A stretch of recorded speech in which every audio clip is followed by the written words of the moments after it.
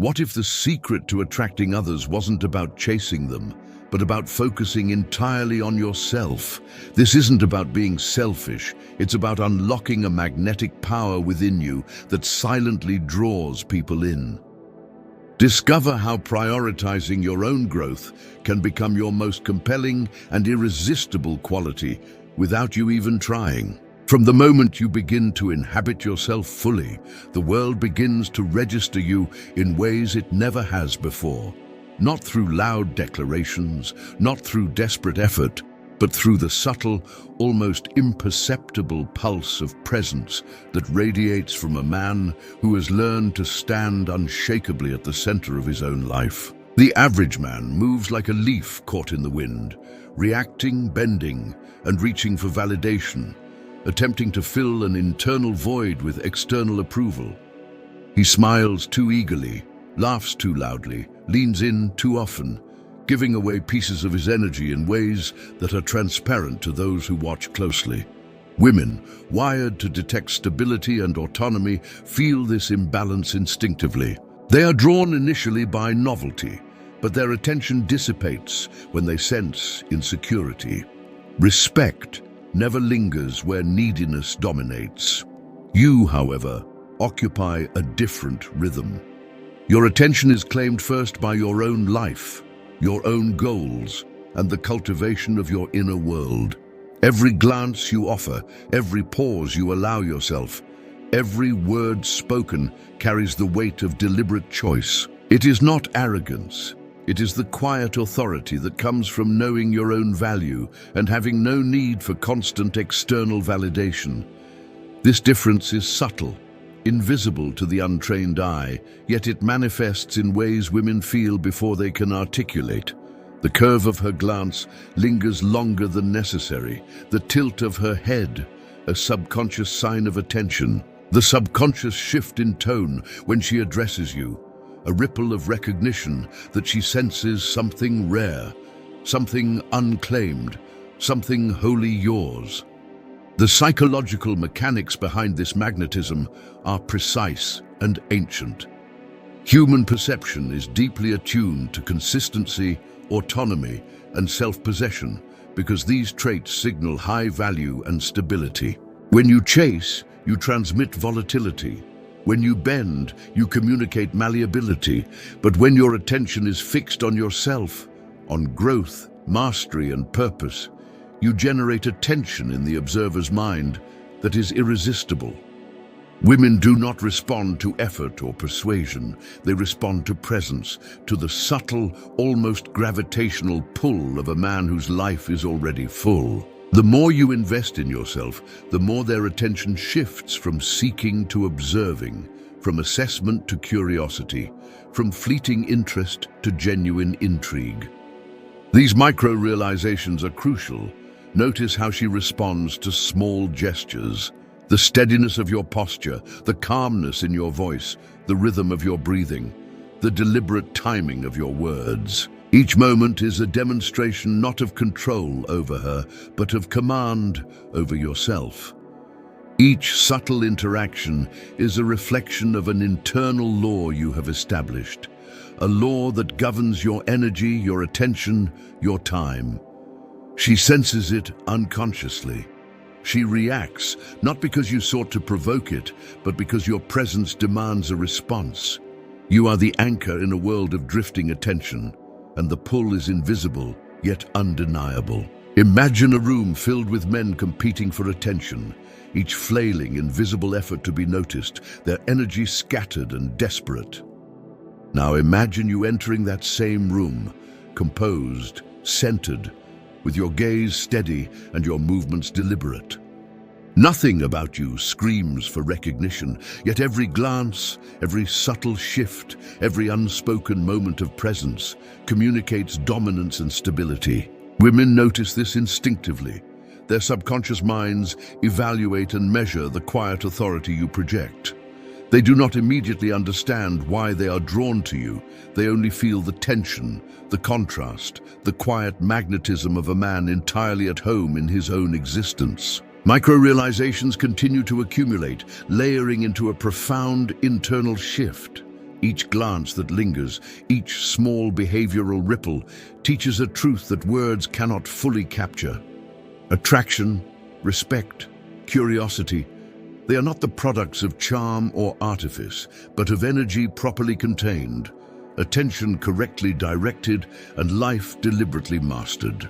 You begin to see that what most men call effort is actually distraction, and what most see as social skill is actually a mismanagement of presence.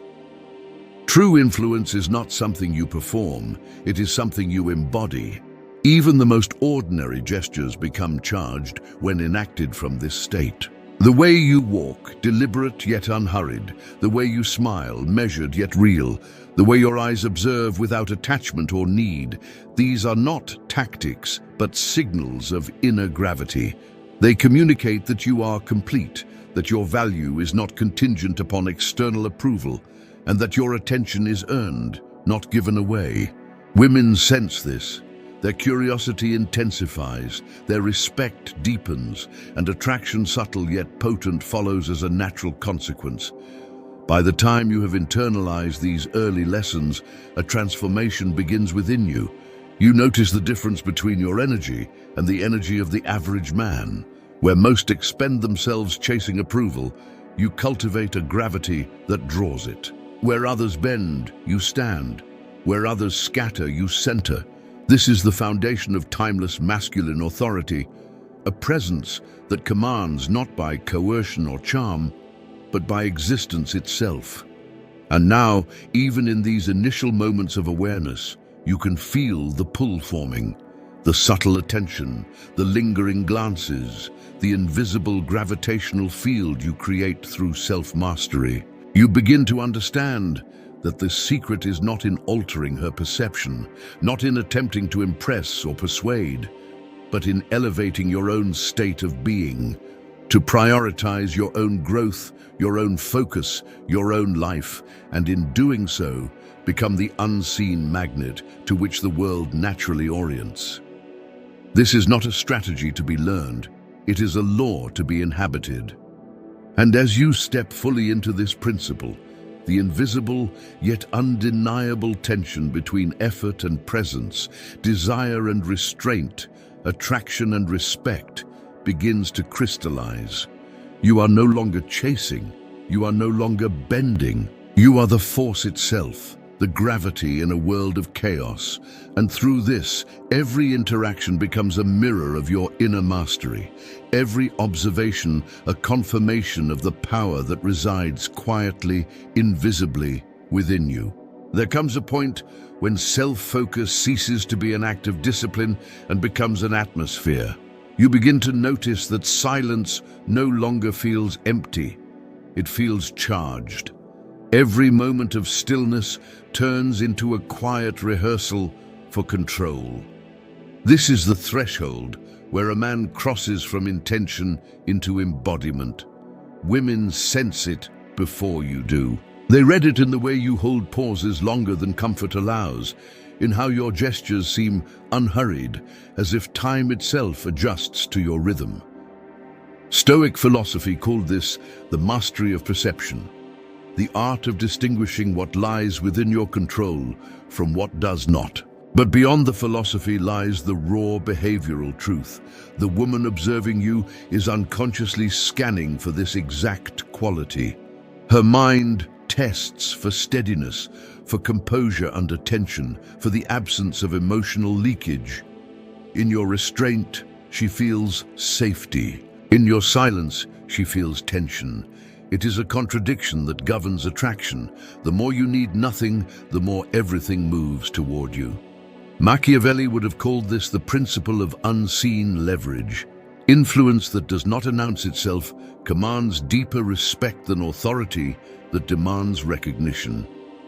When you walk through life as though you require no audience, people grant you one. When you speak only after understanding, words weigh more than sound.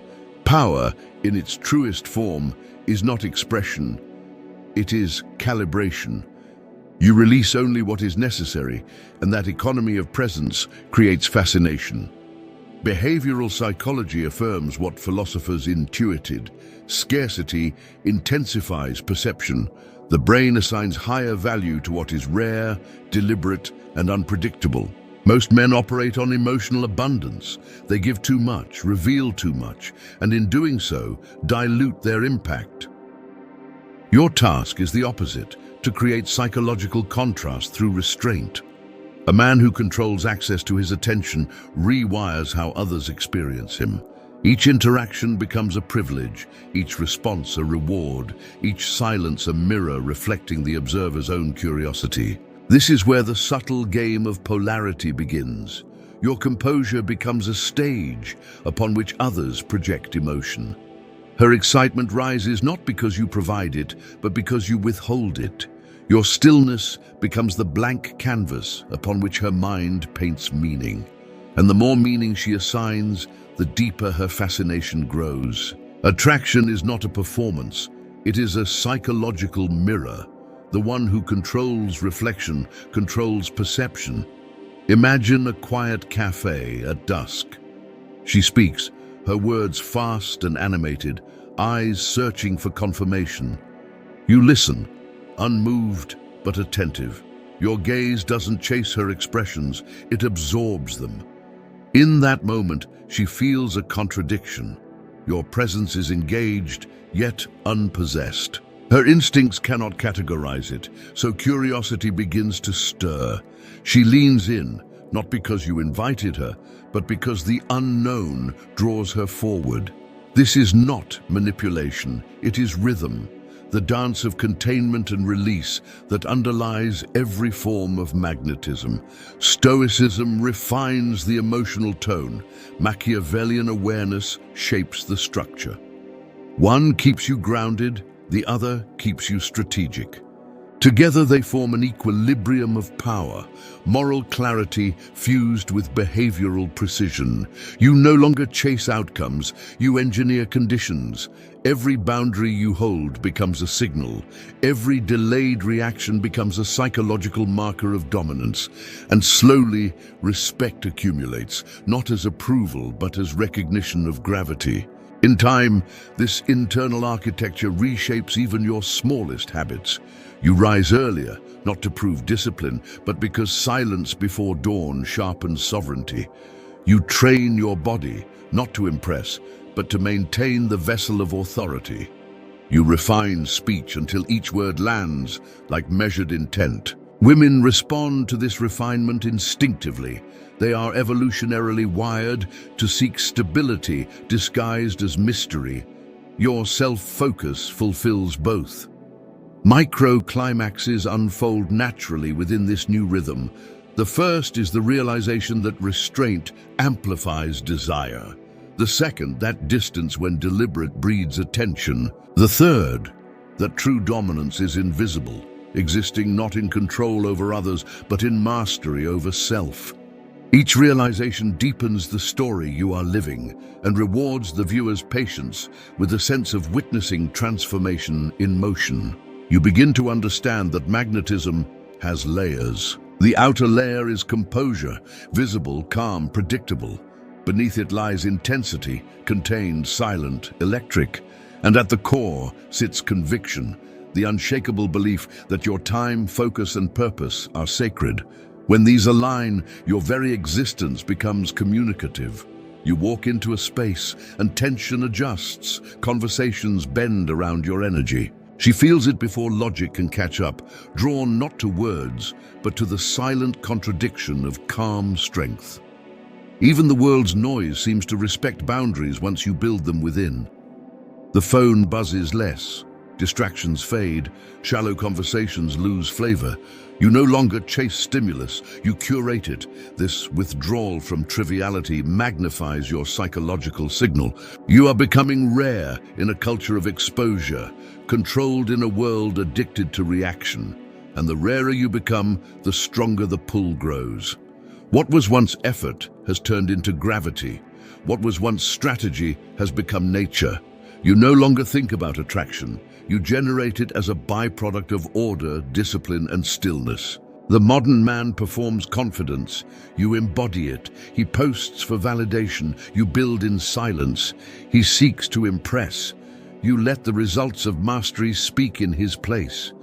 And through this, a subtle shift occurs, not in how women look at you, but in how you perceive their attention. You stop needing it. You start observing it, and paradoxically, the less you respond to it, the more persistent it becomes. You've stepped into a space few reach, the realm where focus turns to force, and force turns to quiet influence. There comes a moment when everything you've withheld begins to echo back in ways you never expected. Silence, once a discipline, turns into magnetism. Distance, once uncomfortable, becomes command. You no longer seek to be understood, only to be felt. This is where a man crosses from principle into aura, from effort into inevitability. You begin to realize that women do not fall for words, promises, or intentions. They fall for rhythm. Not the rhythm of charm, but the steady cadence of a man whose life is ordered around purpose. Every pause you take, every boundary you enforce, every refusal to chase validates one immutable truth, that you are no longer negotiating for value. You have become it. In this stillness, you start to notice patterns invisible before. The men who rush to explain themselves always lose gravity. The ones who wait, who allow the silence to test others, always gain respect. This is not arrogance. It is the natural outcome of emotional composure. When your world stops orbiting around approval, the right people start gravitating toward your frequency. And she feels it, not consciously at first, but biologically, intuitively. Her instincts recognize the signal, stability cloaked in mystery. She begins to mirror your rhythm without realizing it. Her messages slow down to match yours. Her tone softens.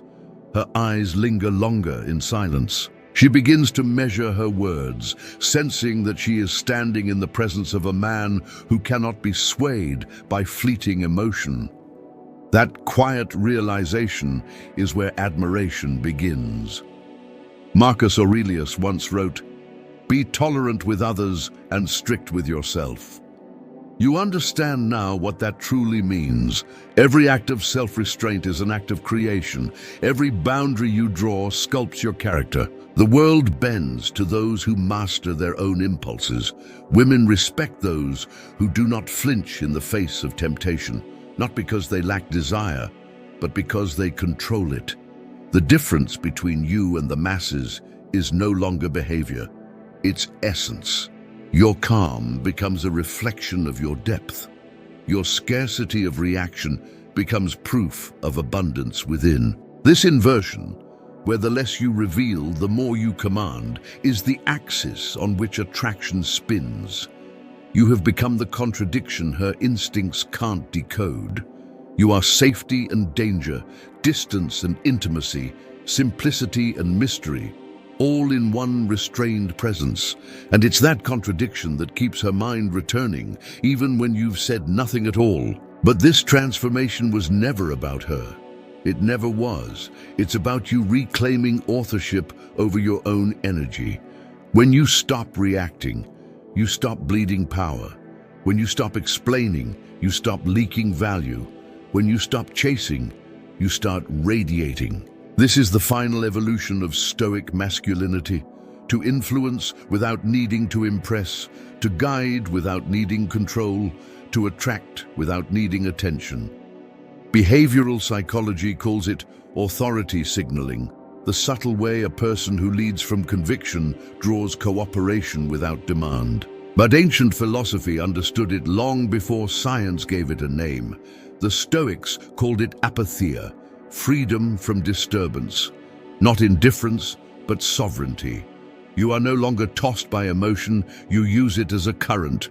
You no longer respond to the world's chaos, you let it orbit your stillness. And here lies the truth every man must face.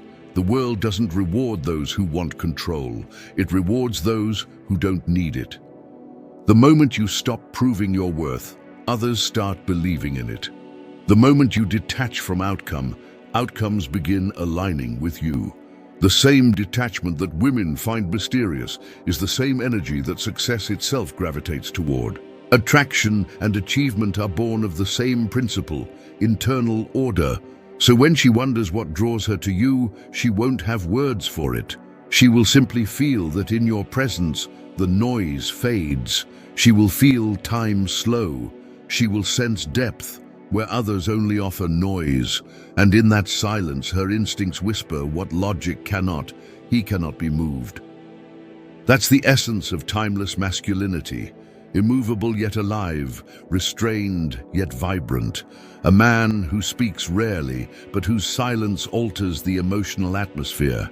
The kind of presence that doesn't demand attention, but commands it by existing in complete alignment.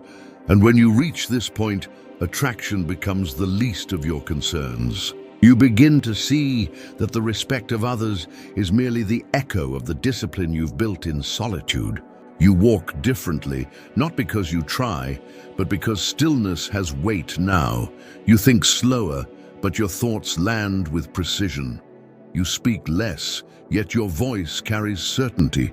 Every interaction becomes an extension of self-mastery, every decision an act of power restrained. Women are drawn to this not because it flatters them, but because it challenges them. You awaken in them what the modern world numbed: curiosity, reverence, and a sense of wonder that cannot be explained by surface charm.